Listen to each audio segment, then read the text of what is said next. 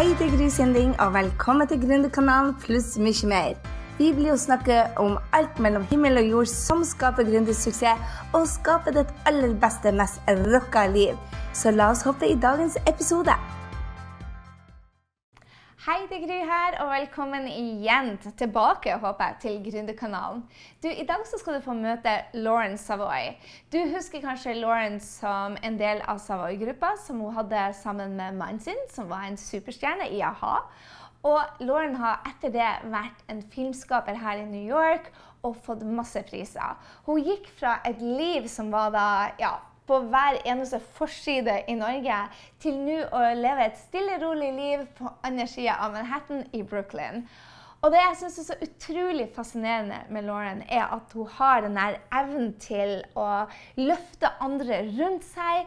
Hun er en skaper, og hun hele tiden ønsker og en ambisjon om å vokse hele tiden.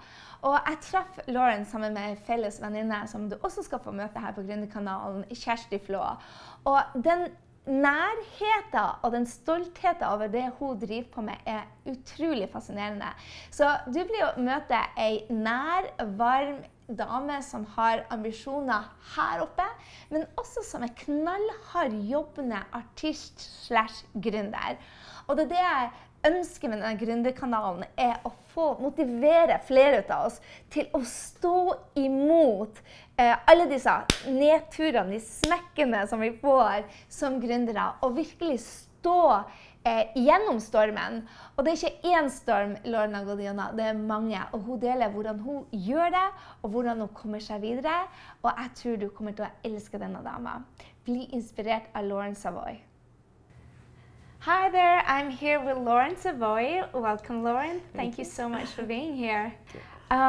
So you went from a crazy pop star life and now to the quiet life in Brooklyn. Really quiet. Yeah. How has that been for you? How's this transition been? I think it's been great. I think it's been very good for both my husband and myself. Because in America, it's so easy to just blend in with everybody, and you're no big deal. And I think that's very good for the mentally. For the mentally? Yeah. So how long have you been in Brooklyn? 2 years? 2 years. 2 years. And it's so much different than Soho and Norway. Yeah. But you know, I was in Norway this summer, and I had another, I fell in love with Norway all over again. Oh, really? Really. I think Oslo and the people, it's a fantastic city. Yeah. It's really, and it's growing so much. I know, it's so changed since I moved too. How long have you been away? We come back every summer. Okay. So I see that kind of growth, that year, what's happened in a year. Yeah. And I'm always surprised. But in particular, coming back this summer, I was really very taken with the city. Yeah. So what do you think is the difference between the Norwegian mentality and the America? Because you have both. You've like Boston and New York, and then you lived up in the country in Norway too. Oslo. And yeah. Our son went to Barnehage. Yeah. Yeah, so we were there for some years. Yeah. But we always lived outside. But he would spend the summers in Barnehage. Yeah. But I think to a large extent, Norway is just a much more mature country. How? I think Americans are, if you were going to say that the countries are people, America is an adolescent. It's filled with raging hormones. Oh, it's 15 years old, you know what I mean? It talks back at you, it might push you by accident. You know, it's filled with hormones. Yeah. And Norway's an adult. Wow, I actually see it the other way around. Really? Yeah, that's interesting you say that, because every time I come home to Norway, I get pushed at the subway and pushed, and they're so rude. And while I come here, they're like, "Excuse me, sorry, oh, how are you?" So Okay, I know what you're saying. Actually, I do. I know what you're saying. But that's like the social greeting, like that superficial level. Norwegians are a bit abrupt, comparatively, right? And Americans are so friendly. Yeah. And Norwegians always think they're too friendly. Oh, it's fake. Haven't you heard that? Yeah, I do, but I don't think it's fake. I've become like that too, and I we are just raised to see what's good in other people. Like here, you get like a training in school, like see how to see other people. Yeah. And more curious. Yeah. Well, and at home, I'm more in my little cubicle. What do you call it? Yeah. So, yeah. But politically, which is kind of what I'm talking about. Yes. Norway has your political system is so much more. I do agree. I do agree. So what's you up to now? I mean, you were a singer and a songwriter and a video producer, and now you're into TV shows, and that's so it's a transition career. Yeah, right. I like to change. Yeah. You know, same with where I live. We're always moving. I kind of don't like to get stuck. I feel like time goes so fast when you never change it up. Your life is over like that. Yeah. But when you change, things tend to slow down a bit because it's all new experiences. Yes. And I love learning new stuff. So yes, I started, originally this is what I wanted to do. And I got sort of sidetracked. So the last couple of years I've started writing. And it's going well. I made a short film that won a lot of awards. Awards, a lot of them. Yeah. Congratulations. Thank you. That's amazing. I had my heart kind of broken this summer, though. Why? I had written, with a friend of mine, Hallie, we had written a TV pilot for a television series and had applied to Sundance. They have a very prestigious writers lab. And we had made it all the way to, we were a finalist down from like thousands to 20. And from 20, they picked 10. And we got cut. Oh no. Yeah. I hate that. So it's not always that you kind of do something and then you go and all the way to the top. So you have like smackdowns. So many smacks in the faces. Yeah. It's not even funny. And how do you deal with that? This one was hard. Yeah. This took the wind out of my sails because it would have meant so much in America. And we had gone so far, and we were one of the last to be rejected. So I really felt like, oh my God, I think maybe we're actually in. So it took me a couple of days, and then I came up with a television series that I really want to make. Wow. And I wrote another pilot, and I think that's the best thing you can do is just, as hard as it is, just go back to work. Yeah. And you have to just keep trying. Yeah. So how have you dealt with, because you and Paul was like in every freaking magazine you opened for a while, right. And now it's a long time ago. It's a lot, but still, it's a transition, and you go from one transition to another in work-wise too. And how do you have the bravery to do something new? Because many people live a life, and especially my entrepreneurs, they want to do new stuff, but they're so afraid to fail that they kind of create their own prison. I totally understand what you mean, and it is, in a way, you have to be stupid enough. Oh, really? Is that it? I'm serious. You have to just say to yourself, I'm not even going to look at all the possibilities of failure. I'm not going to worry what people think. I never have ever cared what people have thought. Really? I don't know why that is. It's weird. I want that. So teach me, what do you do to just stop the outer world? Because yeah, you just, I think, this is sort of what I'm talking about. I've asked some people, like, do you like yourself? And a lot of people surprise me with their answer, and they'll say no. Really? Many people. You should start asking. I'll start asking, do you like yourself? Do you like yourself? Yeah. And the thing is, I've always liked myself. Wow. And I think if you like yourself, you don't care as much about what other people think, because you know you're okay. Yeah. So I think you have to work on that first. You have to first get to that point where you think that anything you're going to do, no matter what somebody else says, is okay. So that's not self-confidence, but that's kind of a self-respect, self-love? Yeah, self-respect. Self-respect. Yeah. I like that. Yeah. And how do you build that? Just comes natural? I think it starts early. Yeah. It's a good question, because honestly, I don't know. Yeah. I think you have to, I guess you start it's a bit like you are what you do. Yeah. Start doing things that give you self-worth. And one of those things that give you self-worth would be not listening to what other people think. And actually being dumb enough, I really mean this when I say being dumb enough, to do stuff that people think, oh my God, you're going to fall flat on your face. It's like, okay, and if I do, so what?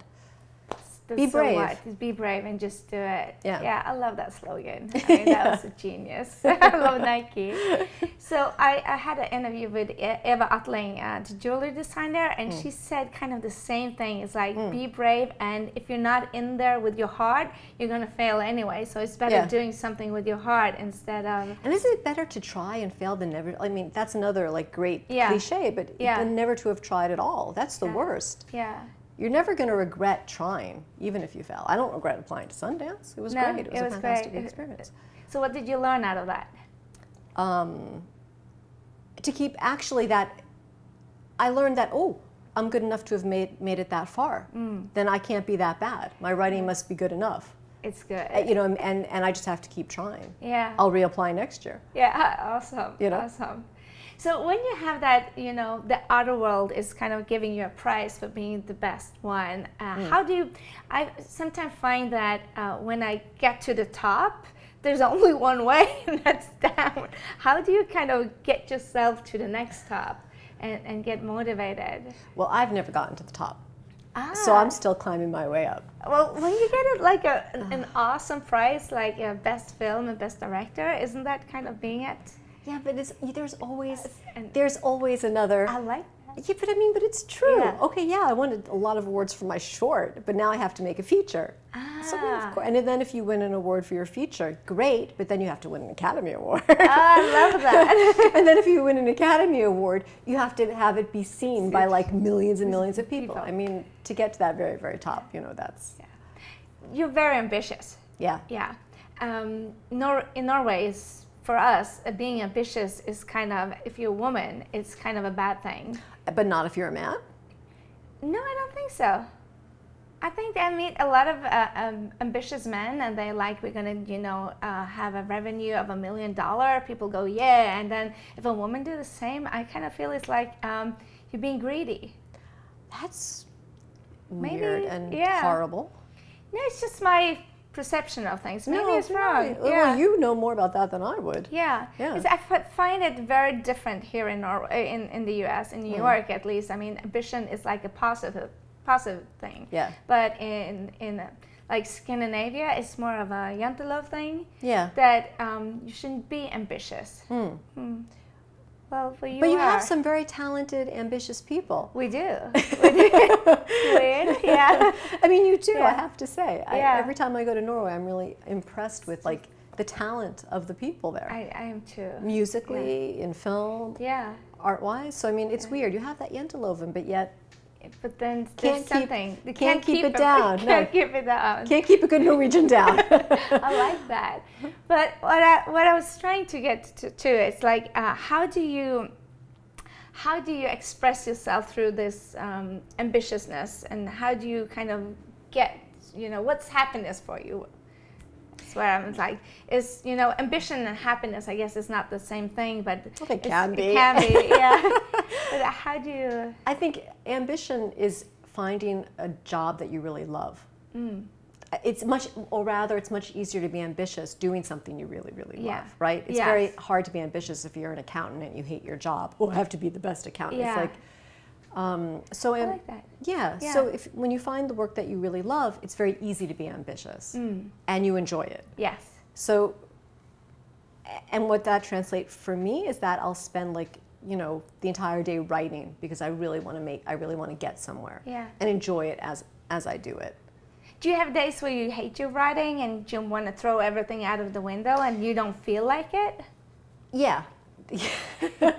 And I have problems, actually. Sometimes it's very hard when you're self-motivated. Yeah. That's hard. Yeah. You know, and especially now that like I don't have a writing partner, that takes an effort. And guts just to actually do it. Well, yeah, and I'm lucky enough that I have a husband who he's working, so it's not like I need to pay that bill the next month. No. So which is so lucky, and I so appreciate it. But also, you know, I need a kick in the ass sometimes. Yeah.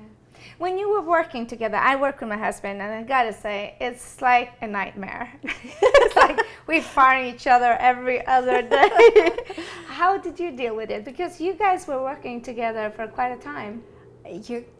We're actually working on a new album. Oh, really? Yeah. Wow. For the first time in a long time. I mean, since 2007?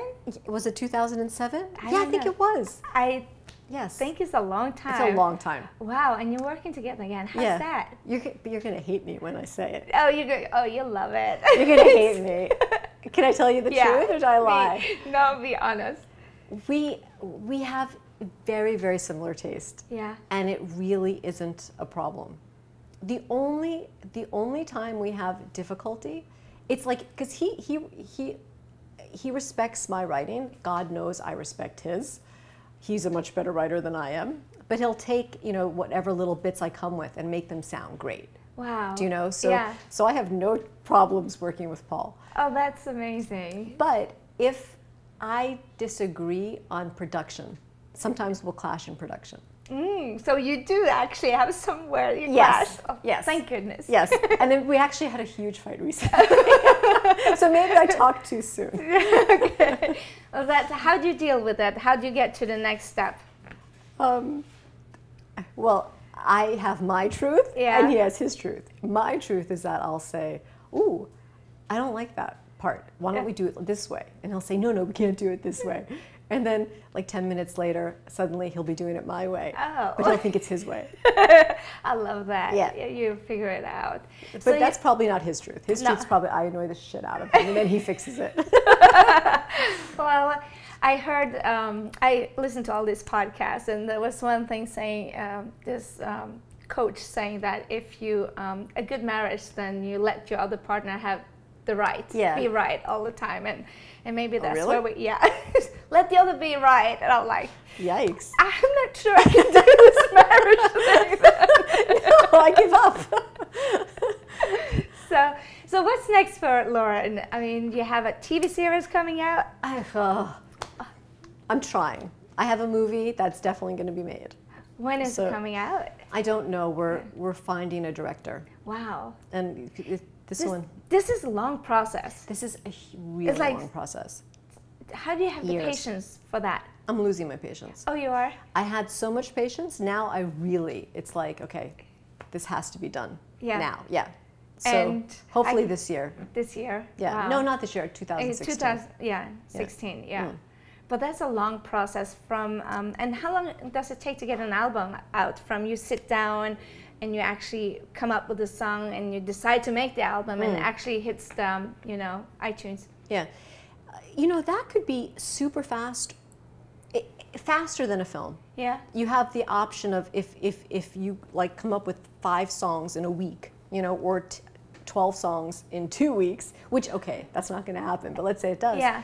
People have home studios now, so they can just record it and done. You send it out. It can be super fast, months, But normally it takes like a year and a half. Wow. But that means that you have to be patient. It takes time. It's not like you have a product out in a week or two. No. No. You have to be patient. Yeah. And are you a patient person? No. Because you're an artist and you're an entrepreneur, so that's why I see there's like this patient thing, and then it's like... Yeah. No, that was something I had to learn. Yeah. And my husband, he's actually very patient. And there were times when I'd want to play music before it was ready to be played, assuming everybody could hear it. Yeah. And he was always like, no, you have to wait till it's just right. He's very smart that way. Wow. Because people won't get it until it's all the pieces are there. So now I've learned from that. So now I wait till it's right. So I've learned patience. So you're a multi-talented person. You have your music, you have your directing skills, and you write songs. What's your favorite part? Can you choose? Yeah.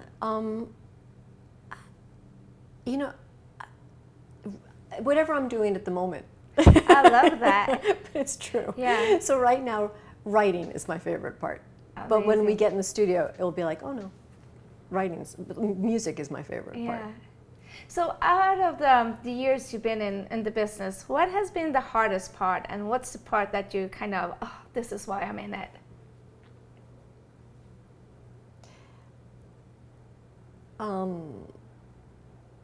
The hardest part is the rejection. When we were doing Savoy, we were signed to Warner Brothers in America. And then the president, and we got signed through the president of Warner Brothers. I mean, does that get any better? And you just assume, oh my God, it's going to be huge. And then he got fired.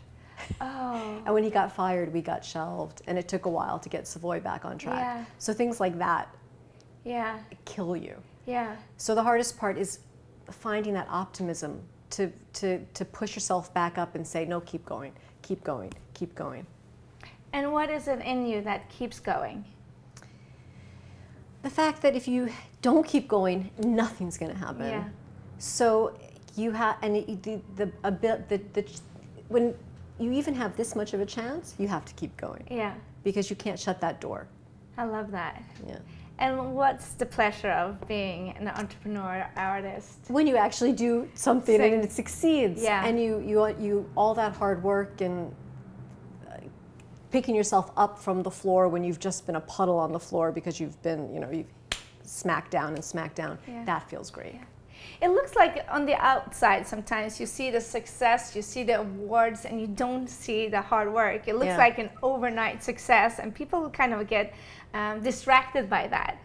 So I think it's very important to remember that even though you have the amazing, things on the shelves, the Grammys and all the awards, there's still darn hard work, and you get the smackdown all the time. Yeah, my husband, before they were signed, I mean, he was starving in London. I mean, literally, he was like, he had to wear suspenders because all of his clothes wouldn't fit, and he's skinny to begin with. Yeah. I mean, that guy was, they were stealing hot dogs, truly. That's to eat. Amazing. Yeah. So everyone has hard work. Yeah, and I think there's nothing such thing as overnight success. No. It's just something you read about in the books or in the movies, maybe. Yeah. Not in yours. No. So what's the new TV show about? The TV show. Well, there's two. One is about 1930s. It's a woman it's based on historical figures. I really am obsessed by this period in history and about details. And it's this woman, Amy Semple McPherson, who was an evangelist. And she was the first evangelist to use radio to broadcast her message. And she was hugely famous. And she disappeared for a 4-week period. And people in her congregation went to look for her. And 2 men died in the ocean because she had disappeared at the beach. And then she was discovered 4 weeks later stumbling out of the desert, claiming Mexicans had kidnapped her. But it turned out that her radio manager, he too was missing those 4 weeks. And it was a huge uproar in LA, and they took her to trial. There was a morality trial. Really? Yeah, really. really. Oh my goodness. So she's the character that I base it on, but it's really a murder mystery. Oh, I can't wait. I'm so excited for you. Yeah. Yeah. So, last thing, if there's one tip you could give to entrepreneurs that's struggling out there and really wants to make a difference and, get smacked down, what would you tell them? I would say first know your craft. Do you know, I've spent 2 years writing. You don't just wake up one morning and write. So whatever it is you want to do, learn it, learn your craft. And then be eternally optimistic. Yeah. If you know you're good, because you have to know you're good. If you know you're good, then you shouldn't care what other people say, and just keep trying and keep trying. And constructive criticism. My favorite thing in the whole world, to me, it's the best gift I can get, is when someone reads something I've done or listens to something I've made, and they actually give me constructive criticism. Wow. I love it. My ears are always open, and if someone tells me I'm doing something wrong, I'll listen to that. I think that is one of the biggest mistakes people make. Yeah. They don't, there's fantastic advice everywhere, and they just don't listen. You can love yourself a little too much. Yeah, I do agree. So open your ears. Who do you go to for criticism? Well, it has to be people that you trust. Yeah. So what I find, I might get off track here, but what I find is that sometimes I ask for criticism for the people that I know already what to say. No. You have to go to people that maybe frighten you a little bit, but are good at what they do. Yeah, I love that. Yeah. Thank you so much for that. I'm going to take that with me. Yeah. Thank you so much to Lauren. Thank you so much for being here. Thank you. What a fantastic talk. I enjoyed it. Thank you. Det var altså Lauren Savoy. Jeg elsker denne dama, og som du hører det at artister, kunstnere, genier nødt til å jobbe seg igjennom hverdager de også. Og hverdagene snur bare. Når en dør lukkes, så må man jobbe seg gjennom det til den neste. Så jeg håper at du ble inspirert nå til å bare komme deg igjennom de dagene som tøff, stå på og gå for drømmen din.